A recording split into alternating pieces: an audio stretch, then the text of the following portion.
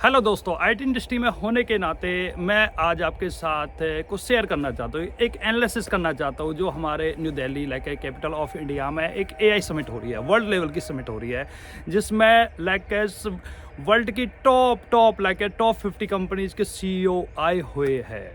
तो इसका वाजिब कारण क्या है? ये लोग समझ रहे हैं कि ये एक इनोवेशन के लिए एकदम से इंडिया में इतने सारे आने का कारण क्या है? इसका सबसे बड़ा कारण है इनोवेशन नहीं है। इनोवेशन तो अमेरिका में, चाइना में ऑलरेडी एआई की बहुत ही नेक्स्ट लेवल पर हो चुकी है। डीप सीक हो चुका है, अलग है, चैट जीपीटी, क्लाउड, एंथ्रोपिक के बहुत तरीके से हो रही है। लेकिन यहाँ पर गेम सारा आ गया है इंफ्रास्ट्रक्चर का। वो इंडिया को इंफ्रास्ट्रक्चर हब बनाना चाहते हैं, क्योंकि अमेरिका में ओनली डाटा सेंटर में 3% है, मोर देन 3, थोड़ा बहुत 3% स्पेस बचा हुआ है।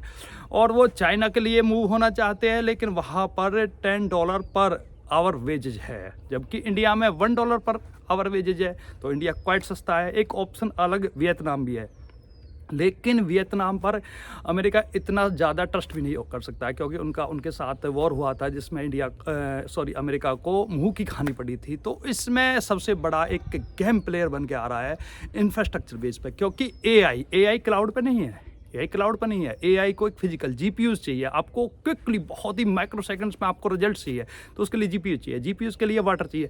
इंडिया की जो जियोग्राफिकल लिए पूरे हमारे देश की, क्योंकि तीन जगह से इंडिया किससे घिरा हुआ है? समुद्र से घिरा। उसके लिए वाटर चाहिए, क्योंकि जैसे माइक्रोसॉफ्ट ने भी 2018 में स्कॉटलैंड में टेस्ट कर चुका है अंडर वाटर डाटा सेंटर। तो एक डाटा सेंटर्स का हब बनने वाला है। तो एआई एक हब बनने वाला है, फिजिकल घर बनने वाला है।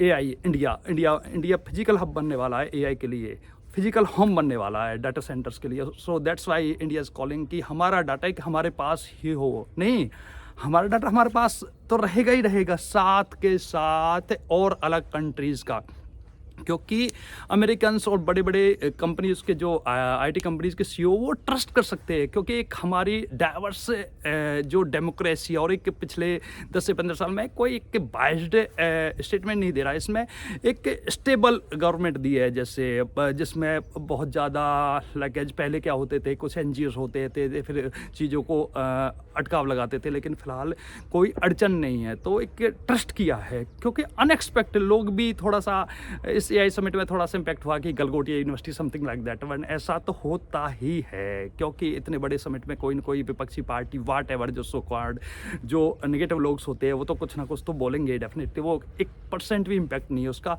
लेकिन एक फिजिकल होम बनने वाला है इंडिया एआई का। That's the reason India AI का, डाटा सेंटर्स का, फिजिकल इंफ्रास्ट्रक्चर की लड़ाई है। इनोवेशन की लड़ाई नहीं है, इनोवेशन तो हो रहा है वहाँ पर। उनके सिलिकॉन वैली में बहुत आज से नेक्स्ट 20-30 ईयर्स के लिए इनोवेशन हो रहा है, लेकिन फ़िलहाल के लिए उनको एक इंफ्रास्ट्रक्चर चाहिए, मीन्स जहाँ पर मिनी विज उसके लिए लेबर्स चाहिए, उसके लिए स्पेस चाहिए, उसके लिए क्या पूरा इंफ्रास्ट्रक्चर चाहिए। और सबसे बड़ी बात, सारा बड़ा गेम है वाटर का, क्योंकि वहाँ डेफिनेटली, क्योंकि जीपीयू से इतने लाइक नेक्स्ट लेवल यूज होते हैं, उनको ठंडा करने के लिए पानी की ज़रूरत होती है। तो भारत लकली 3 तरफ से समुद्र से घिरा हुआ है। डेफिनेटली वहाँ पर समुद्र के साइड, जैसे आपने देखा होगा वियाज में, वो समुद्र के पास है, विशाखापत्तनम में।